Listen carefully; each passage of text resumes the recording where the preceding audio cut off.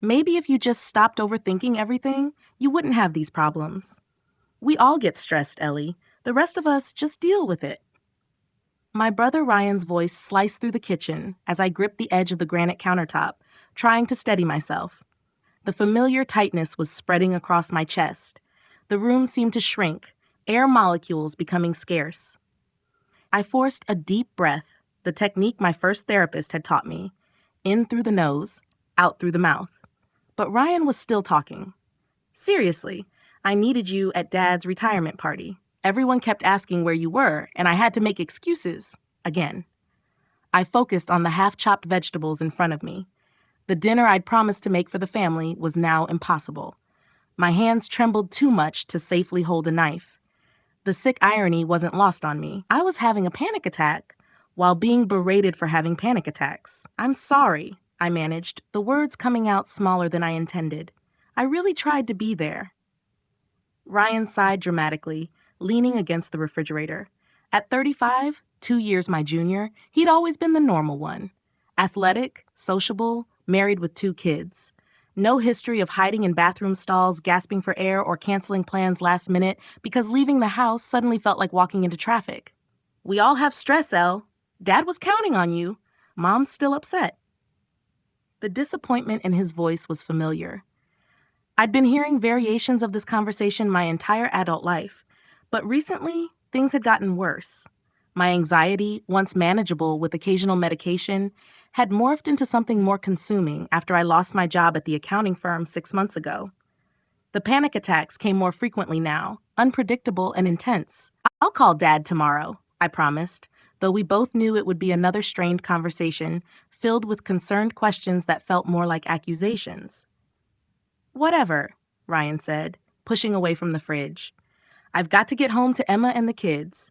Can you at least finish dinner for Mom? She's having her book club tomorrow, and she needs to prep tonight. That was the crux of it.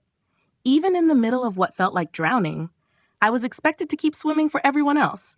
The reliable daughter, the dependable sister, the organized aunt, roles I'd perfected while silently suffocating. I'll manage, I said, though I wasn't sure how. After Ryan left, I abandoned the vegetables and slid down to the kitchen floor, back against the cabinets. My chest heaved with the effort of containing the storm inside me. The house my parents had downsized to after retirement was quiet except for the distant sound of my mother's television upstairs. She wouldn't come down. She'd stopped trying to help with my episodes years ago. I pulled my phone from my pocket and opened the anxiety tracking app my former therapist had recommended. Today marked the 4th panic attack this week. I logged the symptoms mechanically: racing heart, difficulty breathing, trembling, dizziness, fear of losing control. The app cheerfully informed me that I was having a rough patch and suggested deep breathing exercises. As if I hadn't tried that. The irony of my family's attitude had never escaped me. For years, I'd been the one they relied on. I was the emergency contact, the holiday planner, the one who remembered birthdays and anniversaries. I organized Dad's medical appointments and helped Mom with technology. I babysit Ryan's kids whenever he and Emma wanted a night out. I was dependable, Ellie, the family rock, until I wasn't. When the panic attacks started becoming more frequent 3 years ago, my family's response had evolved from concerned to confused to impatient. They couldn't see the invisible weight crushing me. They only saw the tasks I couldn't complete, the events I missed, the calls I didn't answer. Just get it together. Everyone gets nervous. You're overreacting. I dragged myself up from the floor and forced my hands to finish preparing dinner. By the time my mother came downstairs, I'd managed to assemble a passable pasta dish and had cleaned the kitchen to her exacting standards. My heart rate had settled, but the hollowness remained. That empty feeling that always followed a panic attack, like I'd been scraped clean from the inside. There you are, Mom said, her voice tight with forced pleasantness. At 68, she was still immaculately put together, her silver hair styled in a perfect bob. Ryan said you weren't feeling well again. The again hung between us, heavy with implication.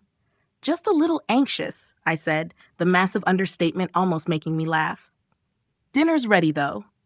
Mom nodded, her lips pressed together. Your father took his medication and went to bed early. He was very disappointed you missed his party, Eleanor. 35 years at the company, and his oldest daughter couldn't be bothered to show up. The accusation stung, but it wasn't new.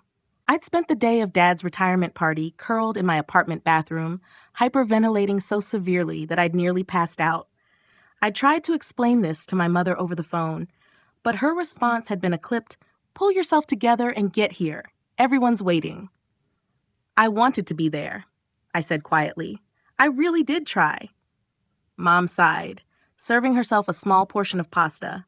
"I just don't understand what happened to you, Eleanor. You used to be so reliable." "I'm still here." I wanted to scream.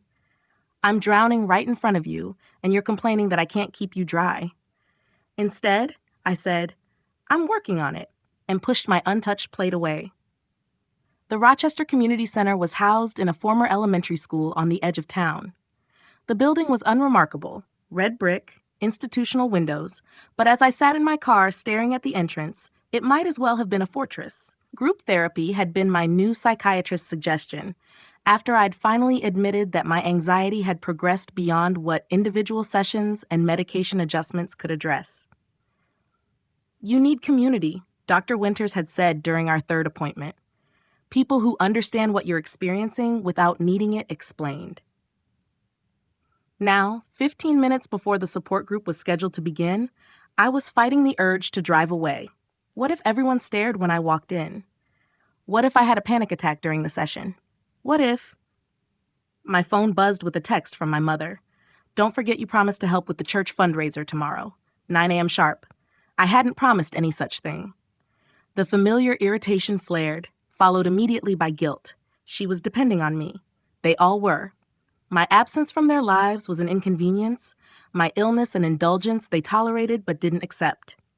Something in me hardened. I shut off my phone, grabbed my purse, and forced myself out of the car before I could reconsider.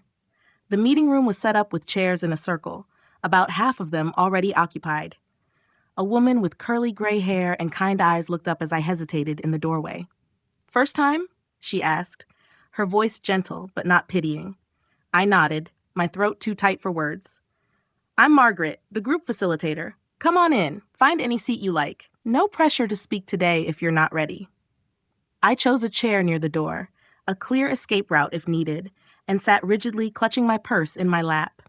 The other attendees were a diverse group: an elderly man with a cane, a college-aged woman in a university sweatshirt, a middle-aged man in business casual, a young mother who kept checking her phone. None of them matched the image I'd had of what an anxiety support group would look like. They looked normal, like me. As more people filtered in, Margaret began the session with a brief introduction to the group's purpose and guidelines. The atmosphere was different from what I'd expected. Less clinical, more conversational. When she asked if anyone wanted to share, I stared down at my hands, certain I wouldn't speak. A woman about my age named Tara went first, describing a panic attack she'd had at her daughter's school concert. "I had to leave in the middle of her solo," she said, her voice cracking. "My husband said I embarrassed them both. He doesn't understand that I physically couldn't stay there."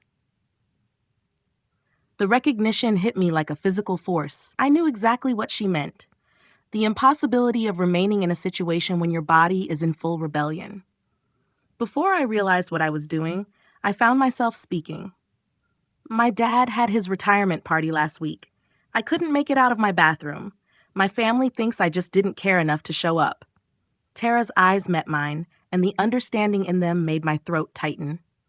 It's like drowning in plain sight, isn't it? Everyone sees you struggling, but they just yell, "Swim harder." Around the circle, heads nodded. For the first time in years, I felt something loosen in my chest that had nothing to do with panic. It was relief. "So you just sit around talking about how anxious you are?" Ryan asked 3 weeks later. We were at his house for Sunday dinner, his children playing in the backyard while Emma prepared the meal. "How does that help anything?" I stirred my iced tea, watching the lemon wedge circle the glass. Since joining the support group, I'd attended 6 sessions and even participated in a smaller coffee meetup with some members. The difference in how I felt was subtle but significant. Less alone, more understood. "It's not just talking about anxiety," I explained. "It's learning techniques from people who actually get it. It's not having to pretend I'm fine when I'm not. Ryan snorted. Sounds like a pity party to me. Maybe if you focused on something besides yourself. Ryan, Emma interrupted, giving him a warning look as she set down a bowl of salad. Give your sister a break. Ryan's jaw clenched, but he fell silent. Emma had always been kinder about my condition, though I suspected she shared some of Ryan's frustration.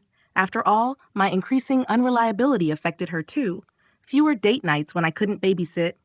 More family events she had to navigate without my buffer between her and my mother's critical comments. The kids were asking when you're going to take them to that science museum again, Emma said, changing the subject. They loved it last time. The museum, crowded, noisy, overwhelming. The thought alone made my palms sweat, but the hopeful look on Emma's face stopped me from immediately declining. Maybe next month, I said carefully. I'm working on some exposure therapy with my group first. Ryan rolled his eyes. Exposure therapy? Jesus, Ellie, it's a kids' museum, not a war zone. Ryan, Emma snapped, then turned to me. That's fine, Ellie, whenever you're ready. But I could see the disappointment in her eyes, too. One more way I was letting the family down. After dinner, as Ryan was showing off his new grill on the deck, my phone lit up with a text from Tara. Group dinner still on for tonight? Damon's at 7. No pressure, but we'd love to see you. I stared at the message, torn. I'd promised my parents I'd stop by their house after dinner at Ryan's. They needed help setting up their new television, another task that fell to me despite my condition, or perhaps because of it, as if assigning me responsibilities would somehow force me to get over my anxiety. But the thought of the support group members, of conversation where I didn't have to apologize for existing, was too tempting. I texted back, I'll be there. Then I called my mother. I can't make it tonight, I said when she answered. Something came up. The silence on the other end was heavy. Eleanor, your father has been waiting all day. The TV is just sitting here in its box. The familiar guilt pressed down, but for once I pushed back against it. I can come tomorrow evening instead. We had plans for tomorrow. You know your father likes to have things done when they're scheduled. I understand, but I have something important tonight. The words felt foreign in my mouth, claiming importance for something that was just for me. More important than helping your father? Than family? Mom's voice had taken on the wounded tone I knew well. Ever since you started this group thing, you've been even less reliable. The accusation stung because there was a kernel of truth to it. I had been saying no more often, setting boundaries that had never existed before, small acts of self-preservation that felt like revolution. I'm sorry you feel that way, I said, the phrase borrowed from Margaret in group. I'll be there tomorrow at 6. I ended the call before she could respond, my heart racing, but not from panic, from something that felt almost like power. The dinner at Damon's, a local restaurant with a quiet back room, became a turning point. Surrounded by 7 other members from the support group, I found myself laughing for the first time in months. We shared stories of anxiety, yes, but also jokes, movie recommendations, details about our lives beyond our diagnosis. Tara introduced me to Alex, a former emergency room nurse who developed panic disorder after a particularly traumatic shift. Alex has the best techniques for getting through public speaking, she explained. Alex grinned. Hard-won knowledge. Nothing like passing out during a hospital staff meeting to make you get serious about coping strategies. The candor was refreshing after years of hiding my symptoms, of minimizing my struggles to avoid making others uncomfortable. Here, having anxiety wasn't shameful. It was just one aspect of complex human beings doing their best. By the time I drove home that night, something had shifted in me. The anxiety was still there. It would always be there. But alongside it was a new feeling, the certainty that I wasn't alone. The next evening, I went to my parents' house as promised. My father was sitting in his recliner, television still boxed up in the corner, his expression broadcasting disapproval before I'd even closed the door. Nice of you to fit us into your busy schedule, he said, not looking up from his newspaper. I took a deep breath, reminding myself of what Dr. Winters had said about setting boundaries with family. I'm here now, Dad. Let's get your TV set up. As I unpacked the television and connected the cables, my mother hovered nearby, offering a running commentary on my technique and speed. The delivery men offered to set it up, But your father said, "No need, my daughter will handle it." That was 2 days ago. I bit back the defensive response that rose automatically. Instead, I focused on the task, methodically working through the setup while they watched critically. When the TV sprang to life, my father grunted, what might have been thanks, immediately reaching for the remote. "Before I go," I said, my voice steadier than I felt, "I wanted to talk to you both about something." My mother's eyebrows rose. My father lowered the remote, his attention reluctantly redirected from the screen. "I know my anxiety has been difficult for everyone," I began. "I know you don't understand why I can't just push through it. But I need you to know that I'm not choosing this. I'm not weak, and I'm not looking for attention." My father shifted uncomfortably. My mother's lips pressed into a thin line. "I'm working hard to manage my condition," I continued. "The support group is helping. My new medication is helping, but what would help the most is if you could try to believe me when I tell you what I'm experiencing." "Eleanor," my mother sighed, "we've always supported you, but at some point, don't you think you need to just move forward? Your father and I have gone through plenty of difficult times without falling apart." The familiar dismissal stung, but I was prepared for it. "Anxiety disorder isn't falling apart, Mom. It's a medical condition. Would you tell Dad to just move forward from his high blood pressure without medication?" "That's completely different," she protested. "It's not, though. Both are medical conditions that need treatment and understanding." I stood up, gathering my purse.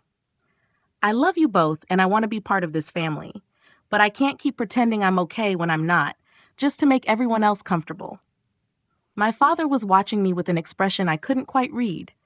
Not anger, not quite understanding either. Something in between. "What exactly are you saying, Eleanor?" my mother asked, her voice tight. "I'm saying that I'm going to keep working on my health, and sometimes that means I won't be available when you want me to be. I'm saying that when I tell you I'm having anxiety, I need you to believe me, not challenge me." The silence that followed was heavy. I could see the wheels turning in my parents' minds. Confusion, perhaps even a flicker of recognition, quickly overtaken by defensive resistance. "Well," my mother finally said, "I suppose we'll just have to manage on our own then." The dismissal was clear, but for once it didn't crush me. "Not on your own, just with realistic expectations of what I can do right now. I'll call you both later this week." As I walked to my car, my phone buzzing with texts from Ryan, no doubt already briefed by my mother about my attitude, I felt the familiar tightness in my chest, threatening to return. But alongside it was something new. A sense of having stood my ground, of having spoken my truth, even if it wasn't accepted. The following months brought both progress and setbacks. My family's response to my new boundaries ranged from begrudging acceptance to outright rejection. Ryan, in particular, seemed to take my limitations as a personal affront. "So you can go to your little anxiety club dinners, but you can't make it to Jack's baseball game?" he demanded during one particularly difficult phone call. He specifically asked if Aunt Ellie was coming. The guilt was overwhelming, but I held firm. "I'm sorry I missed it. The weekend games are really crowded, and I'm still working up to that level of exposure. Maybe I could take Jack for ice cream this week instead, just the two of us."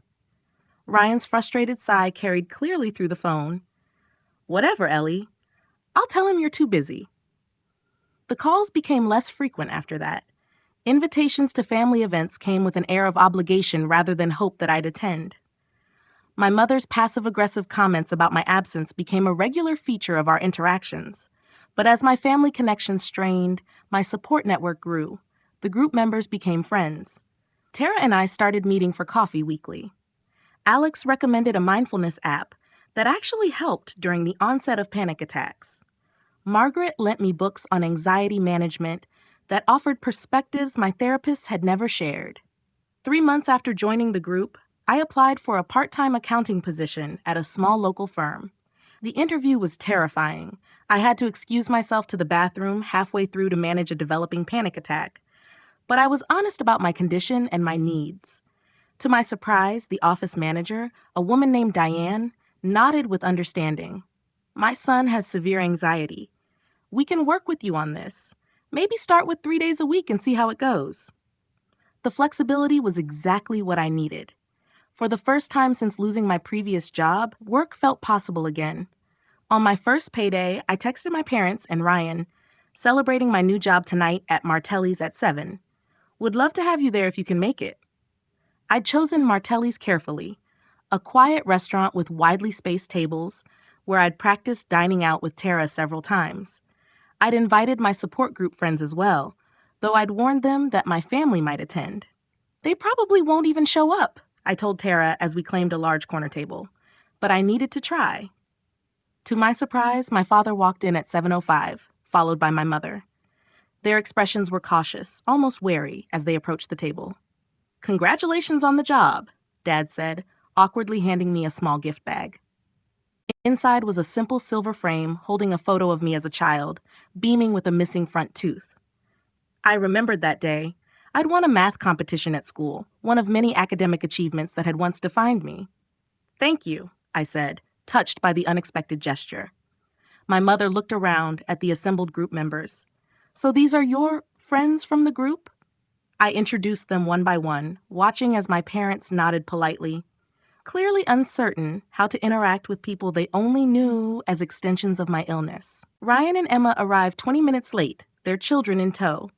Jack immediately ran to hug me while their daughter Lily hung back shyly. Sorry we're late, Emma said. Traffic was terrible. Ryan nodded stiffly but said nothing as he took a seat beside our father. The dinner could have been a disaster. In many ways, it was awkward. Conversations started and stalled, my family clearly uncomfortable with the open way my support group friends discussed anxiety and coping strategies. When Alex mentioned his most recent panic attack at the grocery store, my mother's fork clattered against her plate. But there were moments of connection, too. Jack proudly showed me his latest baseball trophy, while Lily whispered that she sometimes got really scared at school for no reason. My father asked thoughtful questions about my new job. Ryan remained mostly silent, but I caught him listening intently when Tara explained how her family had adapted to her needs. By dessert, something had shifted. Not dramatically, not completely, but noticeably. As my mother helped Lily choose between chocolate cake and ice cream, I caught her watching me with an expression that might have been the beginning of understanding. You seem better, she said quietly when we were briefly alone at the table. Still anxious, but different. It wasn't full acceptance, but it was acknowledgement, the first real recognition she'd offered that my journey was legitimate. I am better, I said. Not cured, not fixed. But I'm learning to live with this instead of fighting it all the time. She nodded slowly. I suppose that's what matters. 6 months after joining the support group, I stood in front of the circle of chairs, heart racing but voice steady. It was my turn to lead the session, to share my progress and facilitate discussion. When I first came here, I began, I was drowning. My family saw me struggling, but couldn't understand why I couldn't just swim. They thought I was choosing to sink. Heads nodded around the circle. New faces had joined since my first day, scared and uncertain as I had been. I still have anxiety. I still have panic attacks. Last week, I had to leave a work meeting because I couldn't breathe. But the difference is, I don't hate myself for it anymore. My phone buzzed in my pocket, probably my mother, checking if I was still coming to Sunday dinner. Our relationship remained complicated, a work in progress. She still sometimes slipped into dismissing my anxiety as weakness, but she was trying. We all were. The biggest change isn't in how many panic attacks I have, I continued. It's in what happens between them. I used to live in fear of the next one, apologizing for my existence. Now I have moments, sometimes hours, sometimes whole days, where anxiety isn't the main character in my life. After the session, I sat in my car and checked my phone. The text wasn't from my mother, but from Ryan. Jack has a science project to do. He's asking if Aunt Ellie can help. No pressure. Let me know if you're up for it. The no pressure was new, a small acknowledgement of my boundaries. I texted back, I'd love to. How about Saturday morning at my place? Less crowded than yours. His response came quickly. Works for us. Thanks, Elle.